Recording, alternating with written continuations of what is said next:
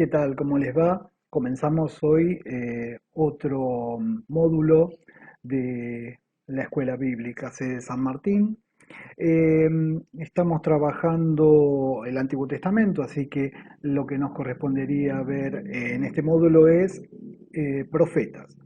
¿Por qué profetas y no libros proféticos? Porque los profetas como movimiento trascienden todo lo que es específicamente lo que quedó escrito en la Biblia, ya que tenemos algunos profetas que, por ejemplo, no dejaron ningún testimonio de su actividad, sino simplemente sabemos que transitaron por algún momento de la historia del pueblo de Israel. Por eso, y como también son parte de este movimiento, o también son lo que podríamos decir líderes, o son referentes, o son arquetipos de profeta, es que lo vamos a tener en cuenta y no nos centramos específicamente en los libros. Si bien vamos a trabajar también los libros, vamos a tener en cuenta que el profeta o el movimiento profético es algo mucho más amplio, pero primero vamos a ver qué es un profeta. ¿Qué es un profeta? Nosotros tenemos escuchado sobre todo la cuestión de que pensar en profecía es pensar en adivinación, en videncia, ¿no? O sea, el profeta es un adivino, es un vidente, es alguien que puede decir algo respecto del futuro. Y en cierta medida es también lo que el mismo pueblo de Israel pudo ver en principio respecto a aquellos que ellos mismos denominaban profetas. Ellos también consultaban a los profetas más allá de eh, lo que estamos acostumbrados a leer en los textos sagrados de la Biblia. eh, Trataban de acercarse a ellos para consultarles respecto a cuestiones más específicas eh, sobre el futuro, sobre algo que le surgía en el momento, ¿no? El profeta siempre tiene un vínculo con lo religioso, ¿no? Es propio o cercano al culto religioso, pero no es específico del culto religioso. Normalmente el que se dedicaba especialmente al culto religioso era el sacerdote o la clase sacerdotal. Los profetas más se preocupaban por su propia experiencia de lo divino y de poder transmitirla, transmitir el mensaje que consideraban que estaban recibiendo por parte de la divinidad. Eso también se da en el contexto de Israel, pero en el contexto de Israel, como ya sabemos también, hay una situación social, política, religiosa, cultural, que va generando otra mirada respecto a la cuestión profética. O sea, el profeta ya no queda solamente, como pasaba con otros pueblos, en aquel que adivina, en aquel que ve o prevé el futuro, sino que es alguien que comienza a tratar de ver ese futuro, ¿sí? Pero a nivel contextual. Se ubica como parte del pueblo y analiza lo que Dios le permite ver a través de los ojos del pueblo. O sea, es alguien del pueblo, alguien que surge del pueblo, pero que muestra aquello que Dios busca presentar a su pueblo, ¿no? Por eso hablamos de que se da en un contexto especial, ¿no? Un contexto determinado, surgen determinadas personas con un preciso mensaje, ¿no? Son hombres de Dios, son hombres de Dios. O sea, es una de las primeras formas en las cuales se denomina a los profetas, ¿no? Hombres de Dios, inmersos en la historia, ¿sí? Y específicamente que anuncian un mensaje y denuncian no solamente anuncian el mensaje de Dios, sino que denuncian las situaciones de injusticia, las situaciones negativas que se van dando por diversas circunstancias, sobre todo cuando por cuestiones de poder se sojuzga al más débil, al humilde, al pobre, a la viuda, al huérfano, al extranjero.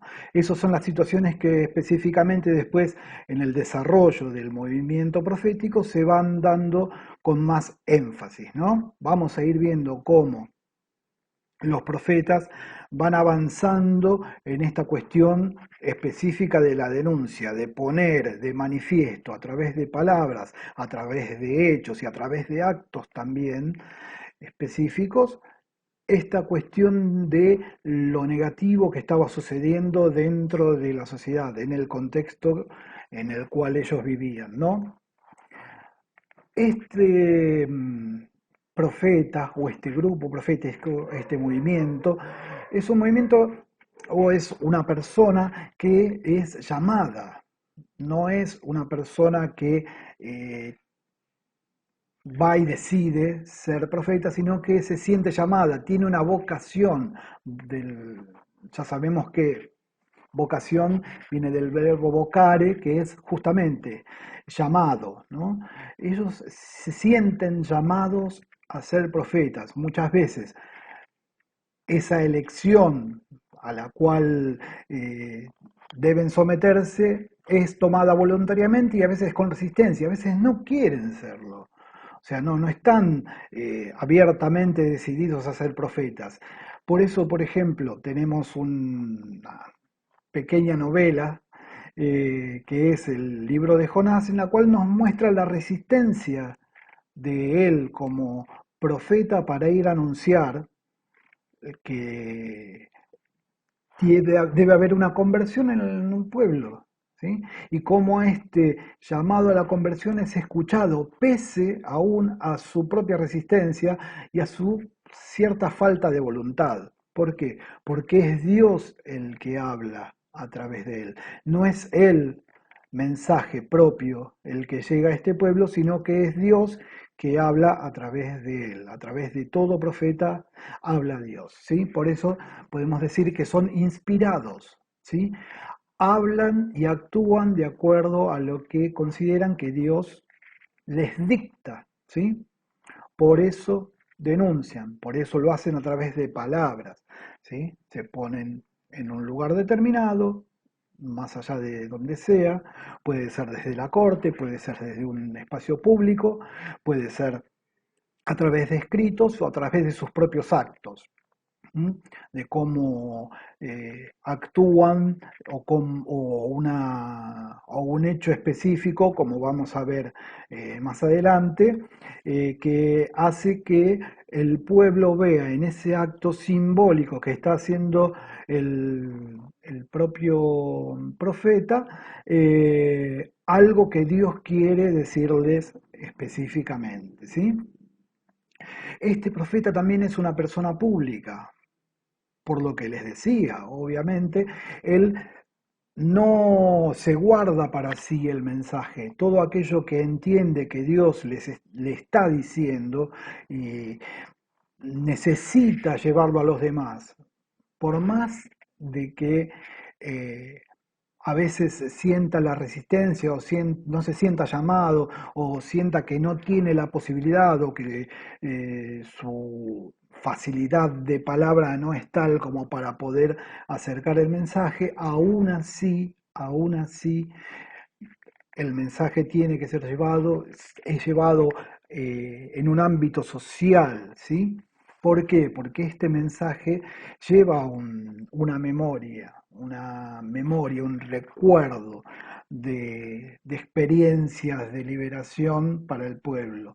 Sobre todo, tenemos que tener en cuenta que el profeta no viene a proponer algo nuevo, algo totalmente diferente a lo que se está viviendo, sino todo lo contrario. El profeta lo que quiere es volver a las raíces, volver a la alianza, sostener la fidelidad, sobre todo religiosa, ¿no?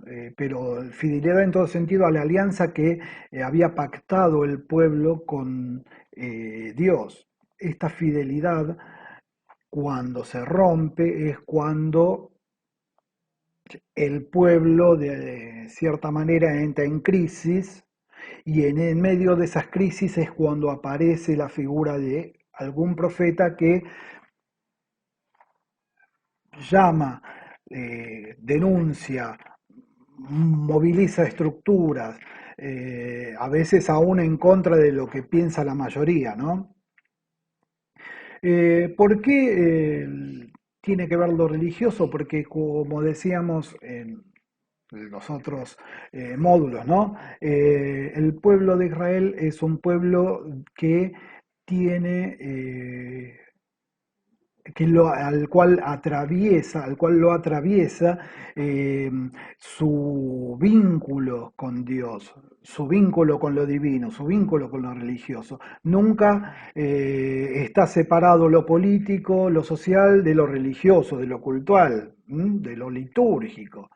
Todo tiene que ver con una integralidad de la vida, la vida del el hebreo, del judío, no es una vida, por un lado, que tenga que ver con lo social y otra vida religiosa, sino que hay una gran unidad en eso.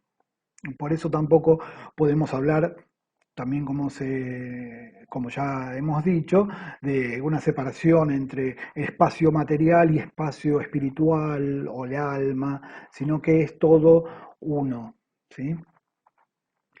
Esta persona también, el profeta, es un personaje que podemos denominar carismático, no con el criterio con el cual entendemos hoy lo carismático, sino que es aquel que eh, está abierto a todas las posibilidades de encuentro dentro de su espacio. Es alguien que rompe barreras, ¿sí? Rompe barreras de género.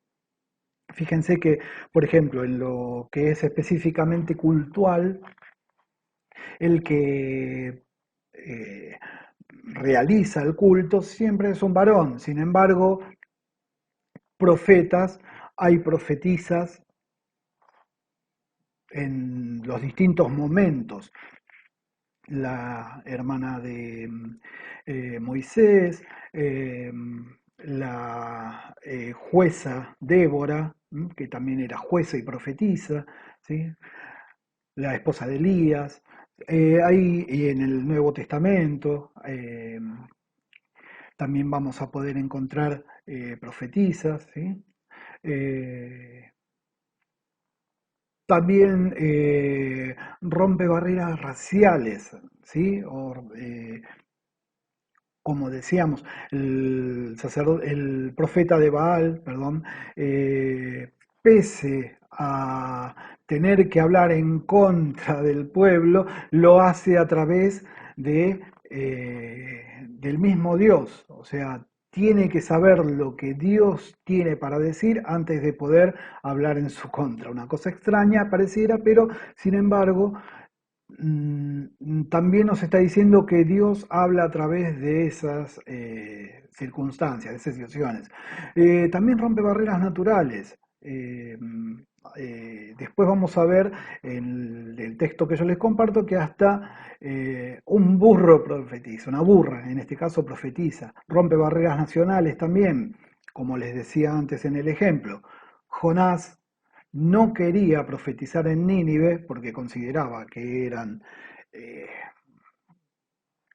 paganos, gente que no merecía recibir la salvación, de convertirse al Señor, y sin embargo tiene que acercarse y sin embargo esta gente se arrepiente y se convierte, ¿no? Más allá de que sea un relato simbólico, una novela simbólica, nos está hablando de que Dios no ve específicamente cuestiones ligadas a lo nacional para poder expresar su mensaje, ¿no? Y nos habla también de la experiencia de Dios. Cada uno de los profetas nos muestra que las experiencias de Dios son diversas, son muy diferentes unas de otras y desde distintos puntos de vista y desde distintos sectores, y sin embargo, desde cada uno puede llegar a transmitirse de todas maneras el mensaje tal cual Dios quiere expresarlo, ¿no? El profeta también en muchos casos es perseguido, es amenazado. ¿Por qué? Porque va contracorriente, es alguien que no eh,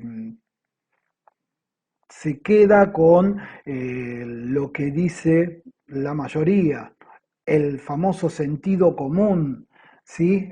Lo que piensan todos. Bueno, el profeta puede decirse que después de escuchar a Dios y de hacer el análisis de la realidad, puede presentarla y puede aún con autenticidad presentarse y decir esto es de esta manera para continuar en nuestro camino hacia la alianza con Dios.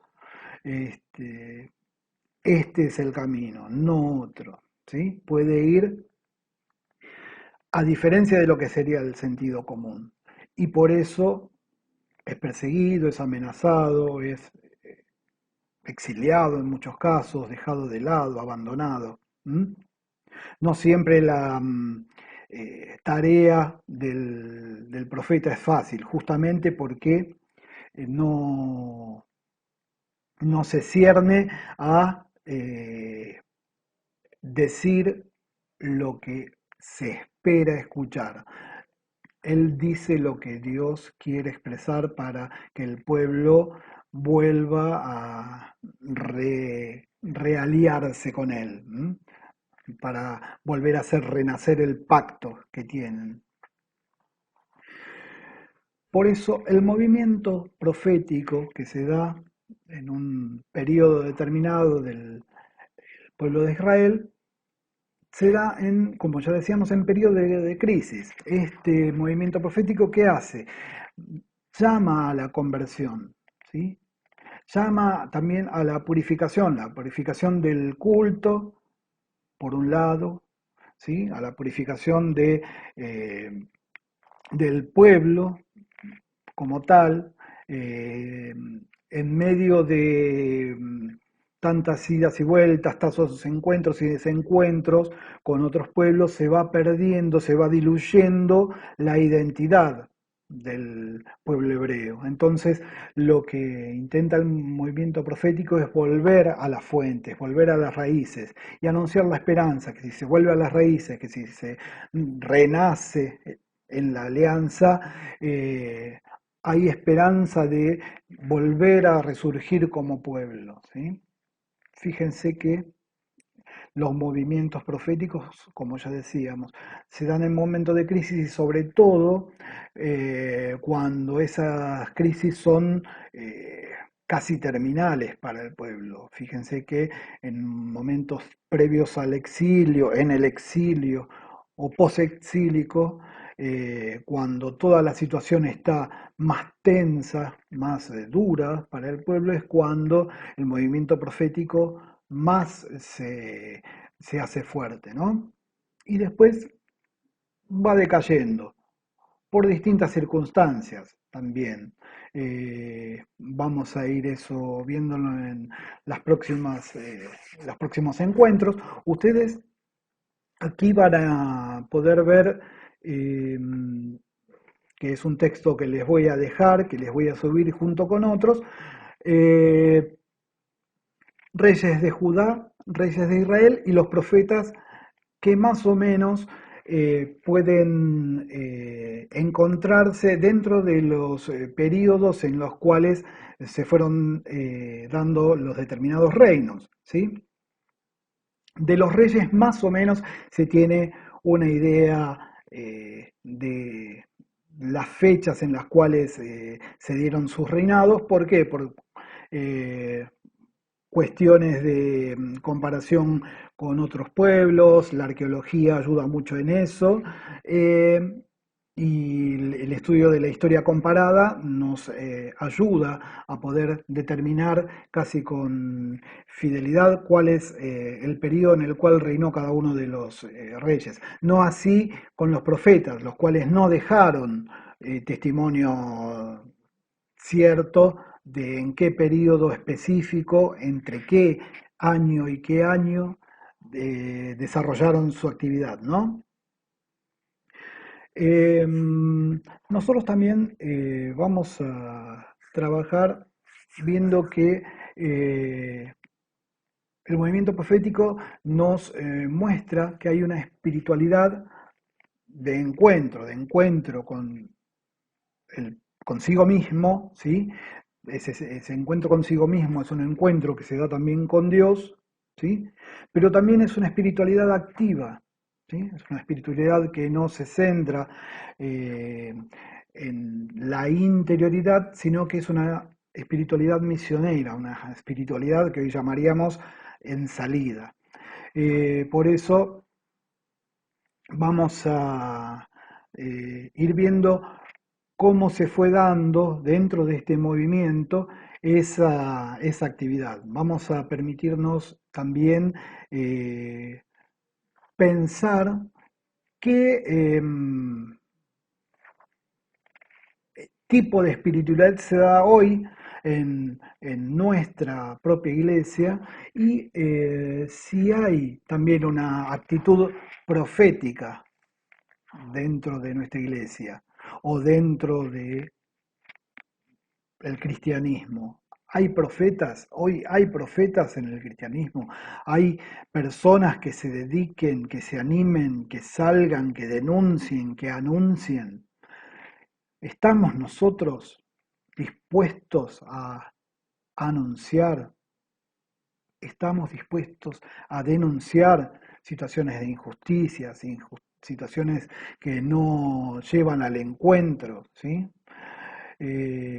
Todo esto es lo que vamos a ir viendo y trabajando a partir de los próximos encuentros. Hoy entonces los dejo, tienen textos para repasar. Les voy a dejar también el que acabamos de ver de las comparaciones entre ambos reinos y los profetas que actuaron en cada uno de esos periodos y algunos otros textos para darle una ojeada y más o menos contextualizar. No son de lectura obligatoria, tampoco son para este, hacerse demasiado problema, sino justamente es para poder desembrollar algunas cuestiones. Muy bien, nos vamos a ir viendo la próxima semana. Nos encontramos de nuevo, que Dios bendiga a cada una de sus familias y que pese a toda esta situación que todavía nos sigue eh, como apabullando en cierta medida, vamos a tratar de que nuestra actitud aún así siga siendo profética y misionera. Frente a esta situación también podemos tener una actitud profética. Tenemos que pensarla y estar atentos a lo que Dios quiere que digamos. No decir lo que nosotros queremos, sino que estar atentos y poder decirlo en el momento que sea necesario. Nos estamos encontrando.